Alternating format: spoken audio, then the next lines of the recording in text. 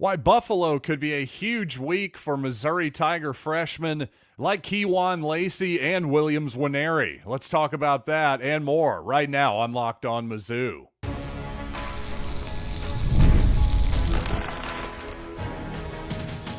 You are Locked On Mizzou, your daily podcast on the Missouri Tigers. Part of the Locked On Podcast Network, your team every day. Hey, all you true sons and daughters, I'm John Miller, your Mizzou mafioso and the central scrutinizer of Missouri Tigers football and basketball. On today's program, I want to discuss Brett Norfleet's lingering shoulder injury and how much concern I'm feeling about said injury at the moment. Plus, despite going 0-19, Dennis Gates still shooting for the five-star recruits. But before I start the show, I'd want to remind you this episode is brought to you by FanDuel. Now through September 22nd, all FanDuel customers can bet $5 and get a 3-week free trial of NFL Sunday Ticket from YouTube and YouTube TV. Visit FanDuel.com to get started. And the sellout streak is alive. Missouri has officially sold out the Buffalo game as well, so that's some exciting news. But this may not be the most exciting football game of all time, at least if I'm correct. In my last episode of Locked On Mizzou, I said that Buffalo had no chance to win this ball game. Now, of course, is that literally true? Well, no, but I stick by my slight hyperbole there because I just don't see it, especially with a team that has a new coach, a program building type of new coach that frankly hasn't had enough time to actually build a program yet in his first season on the job. 35 freshmen on the roster. Just hard to believe that the depth of Missouri that they showed in week one is not just going to be too overwhelming for Buffalo, among a whole bunch of other different factors. Really, I would consider this maybe even the final tune-up for the Tigers for 2024. You could certainly say UMass is a tune-up as well. In fact, UMass might even be a worse team than Buffalo.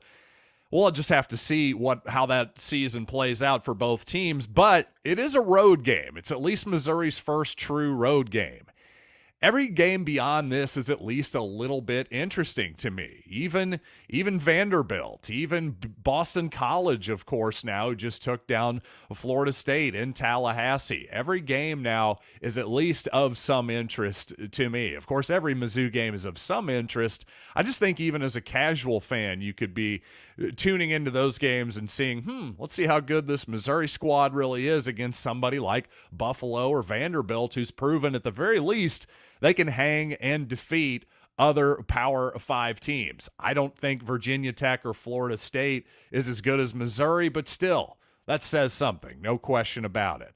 And not only is this, because this is a tune-up, hopefully, in theory, right? Hopefully Missouri has got this game handily in its control by the second half. Well, I think Buffalo's going to be a really huge game for some individual freshmen on the Missouri roster and other players other than freshmen too, of course, everybody who's fighting for playing time. But I think in particular these true freshmen, because if you're going to keep your redshirt status, obviously you have to play in 4 games or fewer. But you have to get those opportunities. If you're going to have those opportunities to get into the game, well, they're usually few and far between. Again, if Boston College, if Vanderbilt, if those are going to be competitive ball games now, expect to see a heavy load of Marcus Carroll and Nate Noel in the backfield. But this Buffalo game, hopefully in the second half, this could be a huge game for somebody like Kewan Lacy. If he's going to shed that red shirt, this really is the type of opportunity he needs. It can't just be a carry here or a carry there. And for all the people really hyping up Lacy, hey, I certainly hope you're right. I think he can absolutely be Missouri's featured running back as soon as next season. I just personally don't see that happening this season. But despite that, if he's really as explosive as a lot of people think he is, and really what he showed, period, on film in week one, then again, this is the type of opportunity where you can get him multiple touches. And if he shows that he's explosive enough to be part of the offense on a week-to-week basis, this is probably the game where he's got to prove it. It's one thing to do it against an FCS opponent. It's another thing to jump up a level against FBS competition, and then you prove it here. You prove it with a few touches against Vanderbilt. All of a sudden, you're looking to burn that red shirt, I would say. Also, there's other guys as well. I'm going to talk a little bit more about Brett Norfleet's injury here in a second, but he is out for this week against Buffalo. Also, Jordan Harris got a DNP last week as well, so it's looking possible it's going to be a heavy dose of Tyler Stevens, the veteran, and maybe some true freshmen at the tight end position, in particular Jude James and Whit Hafer, who played last week. Also on the defensive side of the ball, of course, Williams Nwaneri, much similar to Kewan Lacy, despite the fact that Nwaneri didn't record any statistics to my knowledge in last week's game. He had some impressive moments on rushes even still, in my opinion. Just little glimpses there where you could see, okay, there's some real explosion and power and flexibility. Maybe not South Carolina's Dylan Stewart kind of flexibility. Have you seen that guy? By the way, he's a true freshman edge rusher as well. Maybe one of the most interesting players I've seen come out of college football on the defensive side in a long time. But regardless, there are players like also not only Williams Nwaneri on defense, guys like Cameron Keys, the defensive back, as well. If Missouri is going to get a big lead in the second half, that'll give them ample opportunity to play some of these young guys, get a good look at them. And while a lot of fans, if it is a blowout in the second half, a lot of them will probably go out and enjoy their tailgate maybe in the second half. Make no mistake about it. Every single opportunity here in the second half on this roster, as competitive as it is right now, top to bottom based on week one, every moment is going to be important for this team. So you may have heard the SEC is now requiring injury reports from all of its football teams, and I will confess to not knowing all the ins and outs of all of the different rules and requirements of these injury reports. But I will say this, I do know that no injury reports require you, especially in college football, well, there's no such thing as an IR designation, for instance, or a physically unable to perform list, whatever the NFL pro football type equivalent would be. So while you do have injury requirements, for instance, Missouri has to say, hey, Brett Norfleet has a shoulder injury or he's missed practice, that kind of deal. Well, they already have said Brett Norfleet is out, but really Missouri has absolutely no incentive to tell us really the truth about the severity of Norfleet's injury in the future, if it is indeed fairly severe. Now, Eli Drinkwitz has been saying for the last week or so that it's not considered a serious injury. But also, Eli Drinkwitz said that Norfleet is, quote, week to week with this shoulder injury. I got to say, that worries me a little bit. It does. It makes me think, listen, if Norfleet was out for the entire season, if they knew that he had a serious shoulder injury and was just no question about it, was out for the year, I'm sure that Missouri would say so. So don't get it completely twisted here. I just wonder if Norfleet's injury might be a little bit more serious than Missouri is leading on. And if he doesn't show up until, say, against Texas A&M or further into the SEC season, I won't exactly be shocked at this point. So this isn't a criticism of Missouri and how they're handling this or anything. This is just more expressing a little bit of concern for what was supposed to be a breakout sophomore season for Brett Norfleet, at least in this podcaster's opinion. That's what I was looking forward to. So hopefully Norfleet is going to be okay here in the long run. The good news is, at least he's not a quarterback. If he had hurt his right throwing shoulder as a quarterback, well, that's really, really seriously worrisome. Not great for a tight end or any receiver, don't get me wrong, to have an injured shoulder, but at least he's not throwing the football. And since I neglected to do so against Murray State, I should make an official prediction for Missouri against Buffalo, and I'll do that coming up here in just a little bit. And I want to talk about Dennis Gates still shooting for those 5 stars, without a doubt. You got to love his confidence and his ambition at the very least. So let's talk about Missouri's recruiting visitors coming up in the next month or so. But first, you've heard me talk a lot about FanDuel, America's #1 sports book.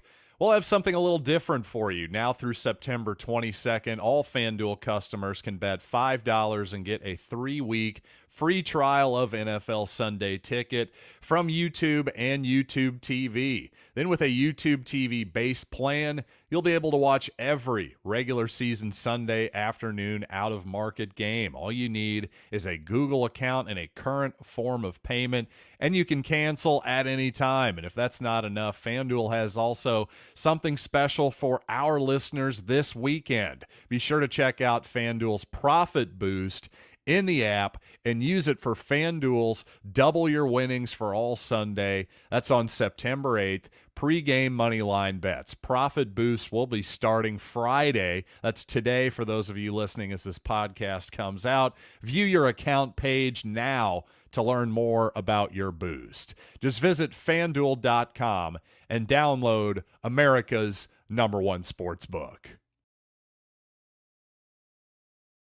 So here's what I'm thinking for all you everydayers out here this week. I think we need to stay away. Yes, it was a nice bet last week. We hit the under of the total. I think both numbers, the 34.5 point spread this week, the over-under 52.5, none of those numbers strike me as having any real value whatsoever. And in fact, my final score predictions going to be pretty close to around both of those. I think you're going to see a similar game, quite honestly, by Missouri. A dominant game defensively. I think the Tigers hold the Bulls out of the end zone, but they do get some points on the board. Tigers win 41-6. You see plenty of Kewan Lacy in the second half. Drew Pine as well in a comfortable Missouri victory, or at least so I am hoping. If the Tigers somehow manage to lose this, well, no promises that I am still doing the podcast or even still on this planet at that point. But you know what? Let's shift to basketball here for just a little bit. According to 24/7 Sports, Jalen Haralson, a 6'6" guard from LaPorte, Indiana. He's 13th, by the way, in the country nationally, according to 24/7's rankings. Well, this young man is going to be in town the weekend of the Vanderbilt game. So the Hoosiers, the Indiana Hoosiers, by the way, all the hometown Indiana schools are after him, as you might imagine. Purdue, of course, Notre Dame, and yes, the dreaded Kansas Jayhawks are in on Jalen Haralson as well. So a lot of really stiff competition there, especially from those in-state schools, not only Indiana, but Purdue, who was obviously the national runner-up this past season. But hey, you get an official visit from somebody, you're in there. And Dennis Gates has proven to be an adept recruiter, without a doubt. So Haralson, by the way, a 6'6" guard, definitely goes along the lines of what Missouri's been recruiting in recent years, especially this most recent class with Anor Boateng and Marcus Allen and T.O. Barrett. Missouri wants to be longer and more athletic, not only on the wings, but at the point guard position as well. And speaking of long, athletic wings and guards, well, On3, according to that recruiting service, also says a top 30 composite national guy in Davion Hannah is going to get an official visit from Missouri as well. He's originally from the state of from the state of Wisconsin, Glendale, Wisconsin to be exact. But he's now playing his high school ball at Link Academy in Branson. So that does give Missouri a little bit of a leg up there. Again, another taller guard at 6'5". That seems to very much be a trend here for Missouri. And by the way, the one member of this 2025 recruiting class so far, Columbia's Aaron Rowe, played his high school ball at Father Tolton last year, another longish point guard. So all these guys would seem to fit in nicely with Aaron Rowe in the class. And you'll notice if Missouri, say, I think the conventional wisdom is with 5 true freshmen on the roster this season, and especially you consider Missouri will almost certainly be shopping in the portal this offseason like everybody else in the nation is as well for the most part, Dabo Swinney aside. You got to think it's going to be a smaller high school class this time around. So certainly if Missouri could get 2 more players in addition to Rowe, that may be it for the class, a 3-man class. I don't see 4 happening. I could even see a 2-man class for Missouri. 1 is too small. I'd say 2 or 3 is your more likely number there. Again, with 5 freshmen on the roster this season, do you want to put 4 on the roster next season? Well, if you do, that means probably a bunch of guys transferred. And you can't predict that at this moment in time. So I think that's what Missouri is looking at here. I just think it's interesting that with Rowe already in the fold, to get those 2 spots, Missouri is not only shooting for the stars in terms of those high 4- and 5-star McDonald's All-American caliber type players, but notice it's also just guards so far as well. I think that tells you Missouri feels pretty comfortable, at least at the moment, with Trent Burns, with Peyton Marshall, I would say in particular, manning the inside for Missouri, maybe for years to come.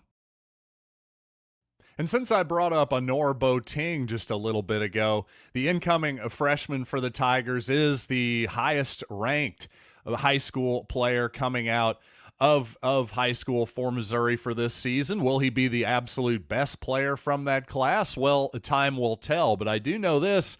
Boateng, along with really the rest of the new guys on this roster, seem very, very likable. I will say that. One thing that's interesting, Boateng, who was Mr. Arkansas, of course, in college, coming out of high school. Not a lot of guys get out of the state of Arkansas when they get that designation, by the way. So quite a coup for Dennis Gates and his staff. But Boateng also, not only does he have dreams, of course, of playing in the NBA, as you might expect, he also has interest in being a computer scientist and a data analyst as well. So that's an unusual combination. But a multi-talented guy is Anor Boateng, apparently. He's also an accomplished saxophone player as well, to the point where Dennis Gates is interested in having him play the national anthem as soon as this season at some point. It just really seems like he has a ton of personality. Again, just a really likable group so far. Even, by the way, they even put Anor Boateng, they used him as the voiceover guy. He was the narrator for a recent social media video that Mizzou put out. So, I don't know, just an interesting note there. I just like getting to know these guys a little bit, especially on the basketball team. We get to see them so much, and there's so few of them compared to the football team. It's just a lot easier to get to know and a feel for their personalities, I feel like. And I've talked a good bit about live attendance revenue versus television revenue in terms of college football lately. Well, one thing I should probably clarify, when I said that Missouri should focus on just getting as many people into the stands as possible, I'm talking very specifically about the stands and not the luxury boxes. By all means, again, squeeze all of the money you can, all of the revenue you can out of those luxury suites. By all means, build the $250 million North End Zone complex.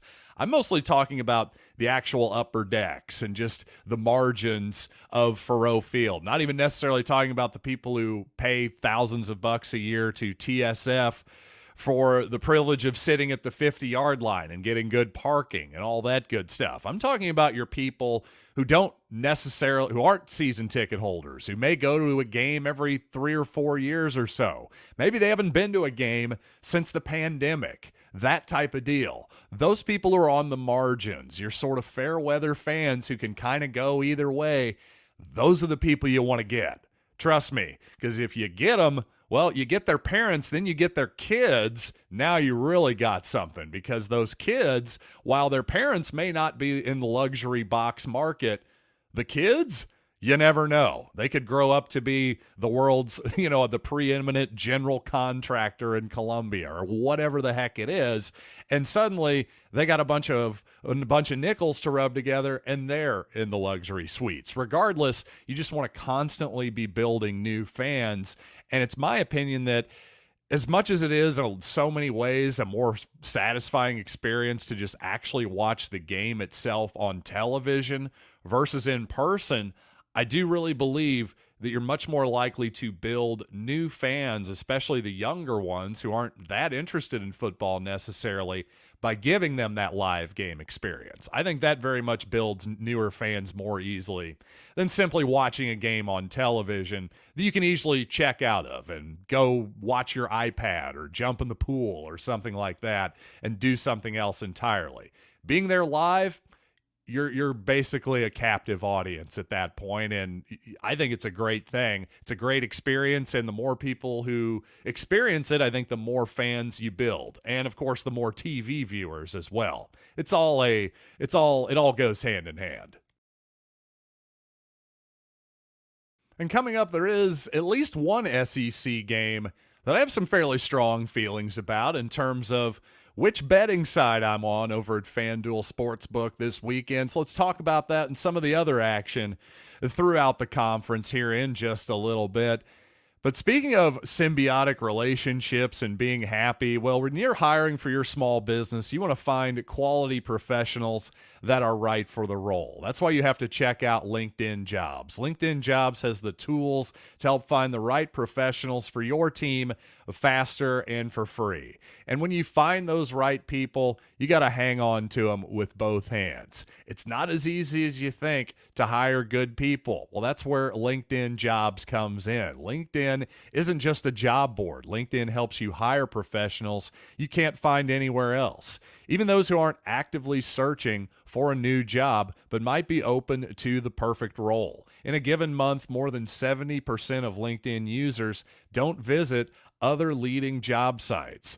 So if you're not looking on LinkedIn, you are looking in the wrong place. On LinkedIn, 86% of small businesses get a qualified candidate within 24 hours. Hire professionals like a professional on LinkedIn. So post your job for free at linkedin.com/lockedoncollege. That's linkedin.com/lockedoncollege to post your job for free. Terms and conditions apply. So as I take a quick look around the conference here to close out the show, here is your betting tip for the week. I like Tennessee this week. And in fact, let me check on the line here really quick. I like Tennessee minus 9.5 at NC State. And here's why. NC State is 1-4 versus the SEC under its current coach, Dave Doeren. Their only win actually came against Vanderbilt, by the way, in beautiful Shreveport in the Independence Bowl. 3 of those 4 losses, by the way, were by 14 points or more. I just think Tennessee has the better squad right now. I think when Tennessee has more talent than you, if you can't slow down their offense, more than likely they're going to cover the spread. So all of that is my logic to just say, if there's a pick that I like this week, it's actually the Tennessee Volunteers minus 9.5 against NC State. Now, of course, there's a bunch of other games that I'm interested in the conference as well. Notably, of course, Texas traveling to Michigan minus 7.5 are the Longhorns. And I have to say, I think Michigan might be getting a little bit too much credit there, although Texas wasn't particularly impressive running the ball or even stopping the run last week. So let's stay away there. I have to say my initial instinct was Michigan was getting too much credit for last year's undefeated national championship run there. But boy, more than a touchdown in the big house. Texas didn't have its greatest opening week 1, I don't think. Still think the Longhorns are going to take that down. I just can't give the 7.5 there personally. Now, Arkansas, if you found in my feed yesterday our SEC squad episode, you heard me give John Neighbors a little bit of crap because Arkansas suddenly, after week 1, their fans, they're going, wait, we're going to take down Oklahoma State, baby. And I'm going, wow, pump the brakes here. Maybe wait a second. Because generally speaking, Mike Gundy and the Cowboys, they tend to figure it out as the year goes along. Well, they look pretty doggone good in week 1, I thought. So if they've already figured it out against a team that was already setting up Ubers in the future in November to take Sam Pittman to the airport, I just don't know that I see that. I still think Arkansas likely going to be shopping on LinkedIn Jobs for Sam Pittman's replacement. So I don't know. I'm just kind of amused that suddenly Arkansas fans, after one blowout victory against Arkansas Pine Bluff, are now predicting a top 20 victory upset on the road in Stillwater. I just personally don't see it. But if it happens, well, I'm ready to eat crow and say, hey, maybe that Arkansas game is going to be quite a bit more challenging than we expected at the beginning of the season. Now, speaking of something I think is a bit of an overreaction, and I said so on the SEC Squad show, Kentucky minus 8.5 against South Carolina. Again, Chris Gordy, our Locked On SEC host, disagreed with me. So I'm not telling you to run to FanDuel Sportsbook here, but I'm really interested in this game to see if South Carolina, if that was an aberration last week against Old Dominion to some extent. Frankly, South Carolina was fairly lucky to win that football game with a couple of deep turnovers by Old Dominion in its own territory. But I am just very curious to see, was that just a bad week? Was that just week one, figuring stuff out, jitters, whatever it is? Maybe South Carolina has a better idea of what it is moving forward, because that team is certainly not without talent. It just surprises me that Kentucky would be favored by more than a touchdown this early in the season. Kentucky with a lot of transfers as well, including at quarterback. I'm just not ready to go that far with the Wildcats just yet. And finally, Auburn playing its return game at Auburn this time, Jordan-Hare Stadium, 12.5-point favorites against the Cal Bears, now of the ACC. I don't think I'm ever going to get used to that.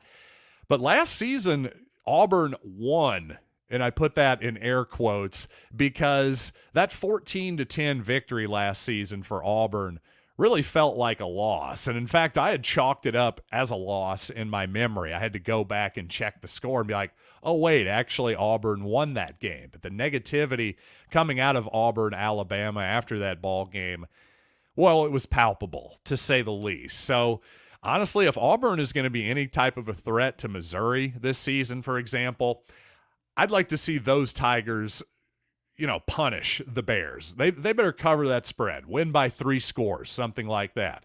Then I'll take Hugh Freeze and that program this season a little bit more seriously. I think there's a good chance that Freeze works out in Auburn in the long run. I just don't think that year is this season. So whether I'm right or not, we'll probably have a pretty good idea after week 2 against Cal. And thanks, as always, for making Locked On Mizzou your first listen. Now go check out the Locked On College Football podcast. From NIL to realignment, Spencer McLaughlin gets you ready for an exciting season on the gridiron. Find the link to the Locked On College Football podcast in the description of this program, part of the Locked On Podcast Network, your team every day. So until next time, I am John Miller, and this has been Locked on Mizzou.